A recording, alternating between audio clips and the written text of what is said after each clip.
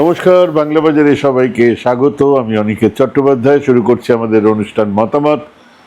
শুরুতে বলবো আবার বাংলা বাজার সাবস্ক্রাইব করুন, লাইক করুন, শেয়ার করুন, বেল বাটন প্রেস করুন।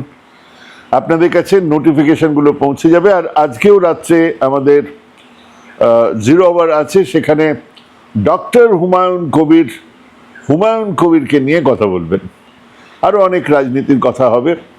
আসুন আপনাদের মতামত দিন। শুরু করছি মতামত। আজকের শীর্ষক, মোদি বিজেপির রক্তে মিথ্যে, ডিএনএতে মিথ্যে, কেবল মিথ্যে।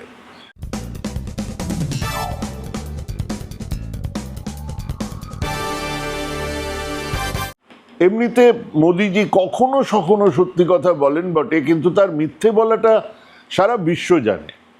ভারতের মানুষজন তো আরো ভালো করেই জানেন। উনি তো তিনি যিনি যার কলেজের কোনো সহপাঠীকে আমরা এখনো পাইনি। শুধু তাই নয়, উনি যে বিষয় নিয়ে বিএ পাস করেছেন সেই বিষয়টাই কোথাও খুঁজে পাওয়া যায়নি। স্বাভাবিকভাবে সেই এন্টায়ার পলিটিক্যাল সায়েন্স পড়ানোর মতো অধ্যাপকদেরও পাওয়া যায়নি। উনি সেই রাজনীতিক যিনি অন্তত দুটো নির্বাচনে তার বিবাহিত হবার ঘটনাকেও লুকিয়ে রেখেছিলেন। উনি সেই নেতা যিনি যে সময়ে যে স্টেশনে চা বিক্রি করতেন সেই স্টেশনটা সেই সময় ছিলই না। এরকম মিথ্যের তালিকা আর মূর্খামির তালিকা দিতে থাকলে আজ আর আসল বিষয়ে কথাই বলতে পারবো না। তাই সেই মিথ্যেবাদী আর তার দলের 2006-এর সংকল্পপত্র, ইশতেহার নয়, ম্যানিফেস্টো নয়, সংকল্পপত্র নিয়ে আসুন একটু আলোচনা করা যাক, যেখানে একইভাবে অনর্গল মিথ্যে কথা বলা হয়েছে। এই একটা দল, এই একটা সংগঠন যারা স্বাধীনতার আগে, স্বাধীনতার পরে, নির্বাচনের সময়, নির্বাচন ছাড়া অন্য সময়, যে কোনো সময় অনর্গল মিথ্যে বলে যান।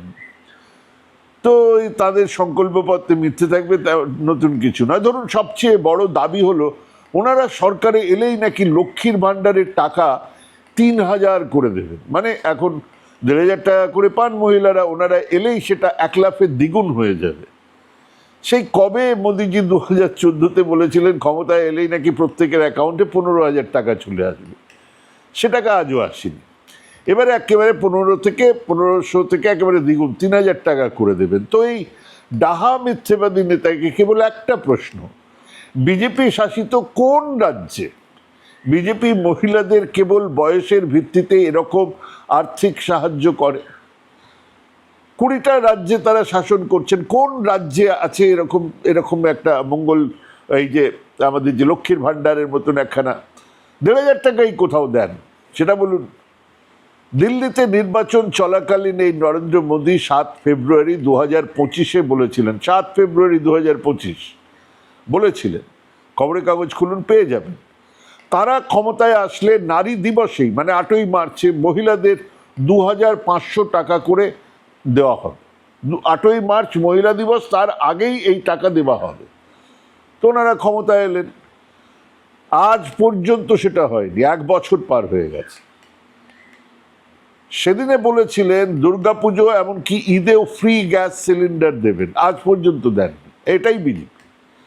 20টা রাজ্যে বিজেপি ক্ষমতায় আছে। কোন রাজ্যে বিজেপি মহিলাদের 3000 টাকা করে দেয়? একটাতেও নয়। আসলে ভোট পাওয়ার জন্য মিথ্যে বলাটা ওনাদের আজকের নয়, বহু পুরনো অভ্যেস। ধরুন এবারেই তাদের ঘোষণাপত্রে বলা হয়েছে বিজেপি ক্ষমতায় আসলে মহিলাদের জন্য পুলিশে 9টা ব্যাটালিয়ন করা হবে, দুর্গা সুরক্ষা ব্যাটালিয়ন। পুলিশে আলাদা ব্যাটালিয়ন হবে, দুর্গা, দারুণ ব্যাপার। একটা পুলিশে আলাদা মহিলাদের ব্যাটালিয়ন হবে, সেই ব্যাটালিয়নের নাম দেওয়া হবে দুর্গা সুরক্ষা ব্যাটালিয়ন। একটা হিন্দু এলিমেন্ট রাখা হলো, দারুণ শুনতে লাগছে। এবারে দেখুন 2021-এ কি বলেছিল এই বিজেপি। তারা বলেছিল ওই রাজবংশী যুবকদের নিয়ে এক নারায়ণী সেনা করা হবে। সেটা আবার আর্মির একটা অংশ, নারায়ণী সেনা করা হবে রাজবংশী যুবকদের নিয়ে, তাদের ভোট দরকার। তো ওই নারায়ণী সেনা করার জন্য তো রাজ্যের ক্ষমতার দরকার হয় না। এই যে 5 বছর আগে বলা হয়েছে সেই নারায়ণী সেনা হয়নি। মানে ওটা ছিল রাজবংশীদের ভোট পাওয়ার জন্য একটা কথা বলা। এবারে কি হলো, নারায়ণী সেনার কথা আর কিন্তু নেই। মানে এবারেও তো রাজবংশীরা আছে, কিন্তু তাদের নারায়ণী সেনা এবারে নেই। এবারে হচ্ছে গিয়ে দুর্গা সুরক্ষা সেনা। কারণ এবারে ধর্ষণটা ভালো ইস্যু। ভাষণে প্রধানমন্ত্রী বলছেন প্রত্যেকটা পুরনো ধর্ষণের মামলাগুলোর খোলা হবে আর সেগুলোর বিচার হবে পশ্চিমবঙ্গে। 2021 এই দেশে 31,677, 2022 31,982টা ধর্ষণের ঘটনা ঘটেছে, রিপোর্ট হয়েছে ধর্ষণের ঘটনা। তো কোন রাজ্যগুলোতে সবচেয়ে বেশি ধর্ষণের ঘটনা ঘটেছে? 1 নম্বরে রাজস্থান, 2 নম্বরে উত্তরপ্রদেশ, 3 নম্বরে মধ্যপ্রদেশ, 4 নম্বরে মহারাষ্ট্র, 5 নম্বরে হরিয়ানা। সব কটা রাজ্য বিজেপি শাসিত। আরে কে মানা করেছে সেখানকার রেপ কেসের মামলাগুলোকে খুলতে? কেন খোলেননি? কেন খোলা হয়নি? কেন 10% বেশি মামলার বিচার এখনো হয়নি? উনি বাংলাতে এসে মিথ্যে প্রতিশ্রুতি দিচ্ছেন। এবং সেই মোদিজি এপস্টিন ফাইলে সরাসরি যে হরদীপ সিং পুরীর নাম পাওয়া যাচ্ছে, তাকে মন্ত্রী করে রেখেছেন। কেবল তাই নয়, তাকে জন্মদিনের শুভেচ্ছা পাঠাচ্ছেন। অত বড় একটা নোংরা মহিলাজনিত ঘটিত একটা নোংরা কেচ্ছার সঙ্গে, একটা নোংরা ঘটনার সঙ্গে যে লোকটা জড়িত আছে, তার ইমেল পাওয়া গেছে, তার উল্লেখ আছে, তাকে তিনি রেখেছেন কোন জিনিসকে লুকোতে? নিজের কোন অপরাধকে লুকোতে? জানি না, কিন্তু আছে। তিনি এখানে এসে রেপ কেসের মামলা খুলবেন। 2021 বিজেপির ওই ঢপের সংকল্পপত্রে বলা হয়েছিল মহিলাদের জন্য চাকরিতে 33% সংরক্ষণ করা হবে। দারুণ কথা। একে চাকরি কোথায় জানা নেই, কিন্তু চাকরির 33% সংরক্ষণ 2026-এও সেটা বলা আছে। তো সেই মোদিজি তো কেন্দ্র সরকারের চাকরিতে মহিলাদের জন্য কোনো সংরক্ষণ রাখেননি। কেন রাখেননি? কেবল এই রাজ্য সরকারের চাকরিতে মহিলাদের সংরক্ষণ রাখা হবে, কেন্দ্র সরকারের চাকরিতে হবে না। আচ্ছা ঠিক আছে, তাহলে 20টা রাজ্য সরকার যেখানে বিজেপি আছে সেখানে কি 33% সংরক্ষণ আছে? মানে পশ্চিমবঙ্গ দেখলাম, এখানে যা হয় কিছু একটা বলে দিলাম, 33% সংরক্ষণ। এতগুলো রাজ্যে আপনারা, গুজরাটে আপনি মুখ্যমন্ত্রী ছিলেন, করেছেন 33% সংরক্ষণ? ন্যাকামি হচ্ছে, মানে আরো একটা ঢপবাজি। 2021 সালে বিজেপির সংকল্পপত্রে ছিল বাসে বিনা টিকিটে মহিলাদের যাতায়াত। 2021 ছিল, তো 2026 সেটা গেল কোথায়? নেই। এবারে সংকল্পপত্রে নেই, সংকল্পপত্রে সেই বাসে বিনা টিকিটে নেই। এবারে আসি যুবকদের কথায়, কর্মসংস্থানের কথায়। 2021 এই সংকল্পপত্রে লেখা হয়েছিল প্রতিটা ব্লকে একটা করে ভোকেশনাল ট্রেনিং সেন্টার, আর 5 বছরে 50 লক্ষ কর্মসংস্থান।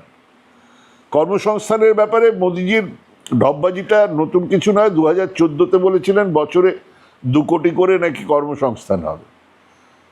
তো 2026 এই যে 5 বছরে 50 লক্ষ কর্মসংস্থান, সেটা গত বছরে বলেছিলেন। আর ভোকেশনাল ট্রেনিং সেন্টার প্রত্যেকটা ব্লকে হবে। 2026-এ সেই ভোকেশনাল ট্রেনিং সেন্টারের কথাটা আর নেই। কেন নেই? আর কর্মসংস্থান সারা দেশের দিকে তাকিয়ে দেখুন, বেকারত্ব তার রেকর্ড ছুঁয়েছে। ওই মোদী সরকারের তথ্য বলছে পশ্চিমবঙ্গ গত 3 বছরে 48% বেকারত্ব কমিয়েছে। সারা ভারতের গড় বেকারত্বের তুলনায় এই বাংলার বেকারত্ব অনেক কম। তো এবারের সংকল্পপত্রে কিন্তু 50 লক্ষর কথা বলা হচ্ছে না, বলা হয়েছে মাসে 3,000 টাকা বেকার ভাতা দেওয়া হবে। কাদের? যারা স্নাতক যুবক, তাদের জন্য 3,000 টাকা দেওয়া হবে। আর 1 কোটি কর্মসংস্থান হবে, 1 কোটি কর্মসংস্থান এবং স্বনির্ভরতার সুযোগ। মানে গতবার বলা হয়েছিল 50 লক্ষের চাকরি আর কর্মসংস্থান, এবারে সেটাকে বাড়িয়ে 1 কোটি করা হয়েছে।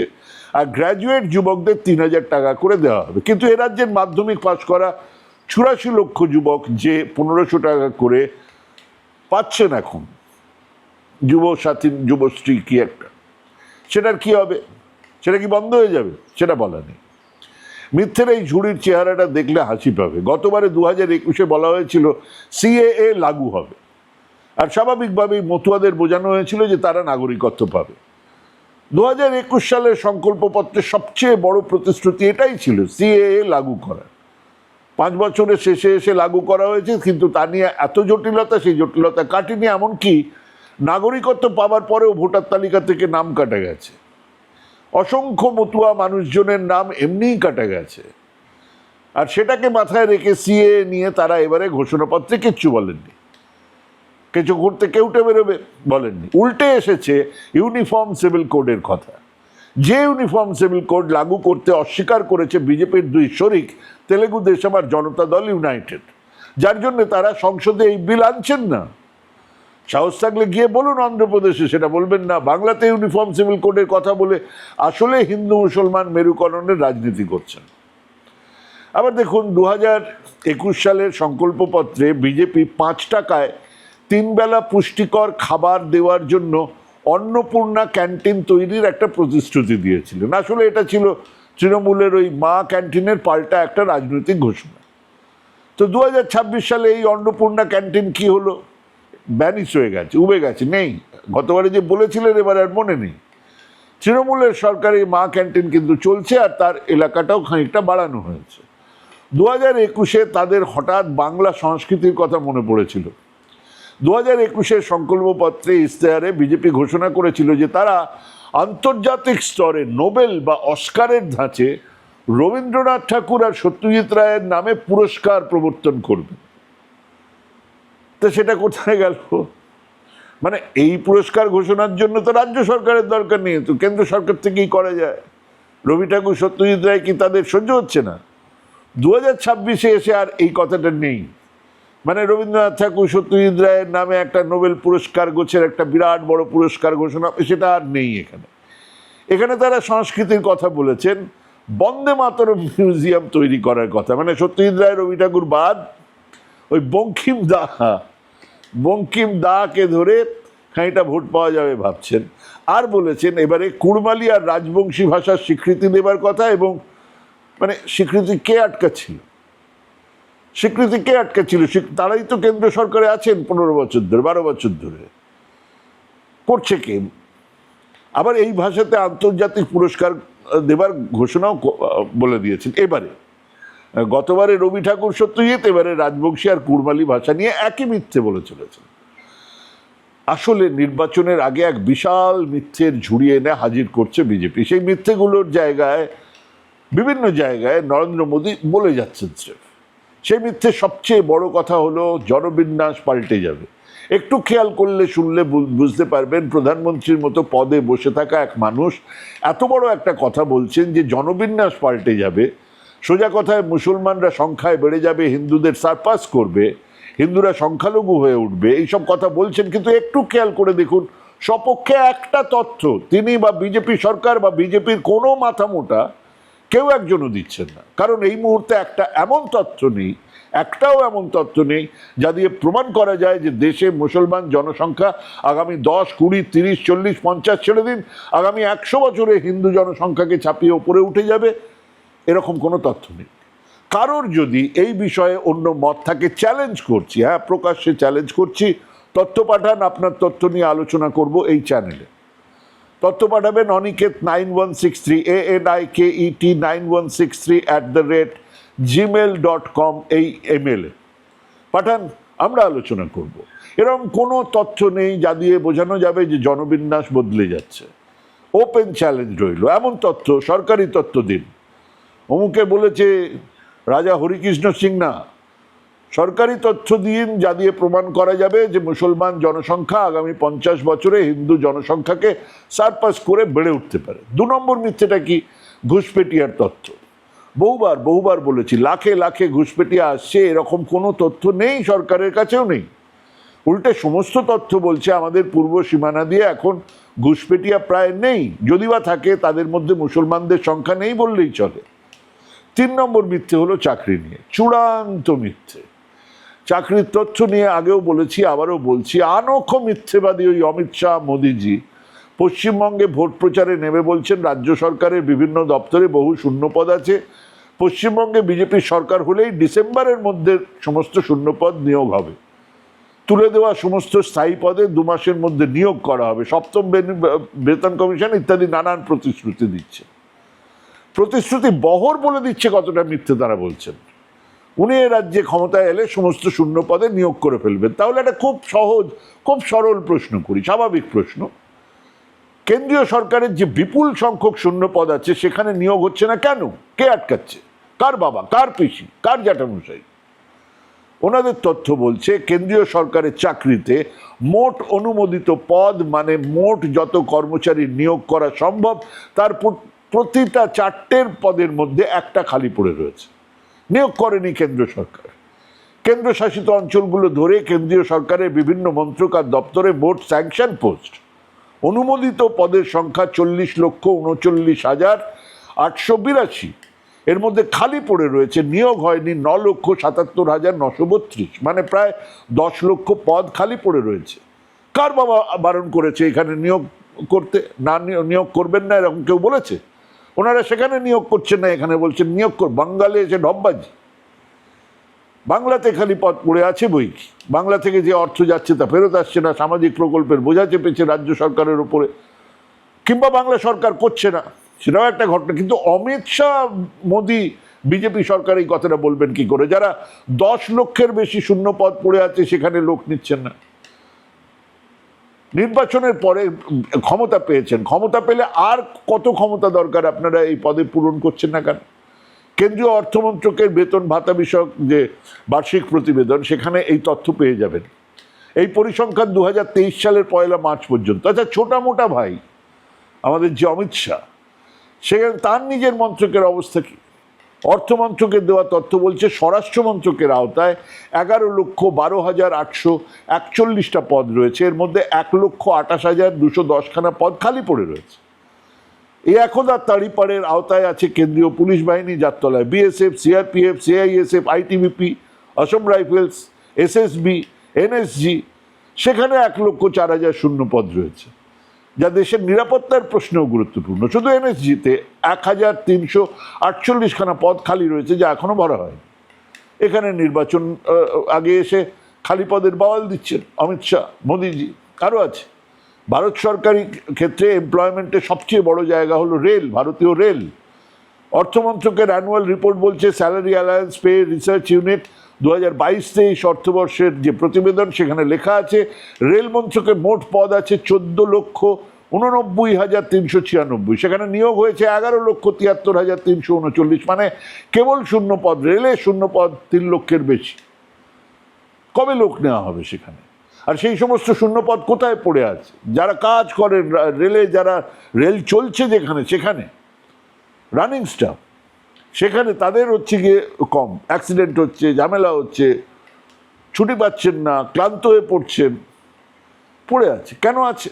গোটা দেশে ডাক ব্যবস্থা ঢুকছে কর্মী সংকোচনের জন্য। ডাক বিভাগে মোট স্যাংশন পোস্টের সংখ্যা 2,50,671, কাজ করছেন 1,77,412 জন, মানে শূন্য পদের সংখ্যা 73,000। রাজস্ব বিভাগ, রেভিনিউ 1,79,132টা পোস্ট অনুমোদিত আছে, শূন্য পদের সংখ্যা 72,000। সরকারের দেওয়া পরিসংখ্যান দেখিয়ে বলে দেওয়া যায় আগের ইউপিএ সরকারের তুলনায় বিজেপির সরকার আসার পরে কেন্দ্রীয় সরকারের নিয়োগের হার কমেছে, শূন্য পদের হার বেড়ে দাঁড়িয়েছে দ্বিগুণের বেশি। মোদি শাহ এখানে বাংলাতে এসে বলছেন ক্ষমতায় এলে রাজ্যের শূন্যপদ ভরে দেবেন। আসলে বাংলা দখলের জন্য বিজেপির প্রথম, দ্বিতীয় আর তৃতীয় স্ট্র্যাটেজি হলো মিথ্যে, আরো মিথ্যে, আরো বড় মিথ্যে। সেই অনর্গল মিথ্যে বলে চলেছেন এই মোদি শাহ। রোজ বক্তৃতা দিচ্ছেন, রোজ মিথ্যে বলছেন। আঙুল দিয়ে তাকিয়ে বলুন, রাজা তুই ন্যাংটো, তোর কাপড় কোথায়? এই কথাটা বলতে হবে এই মিথ্যেবাদীদের। ভাবুন, ভাবুন, ভাবুন, ভাবতে থাকুন, প্র্যাকটিস করুন। ভালো থাকবেন, সুস্থ থাকবেন। আজকে এখানেই শেষ করছি। নমস্কার।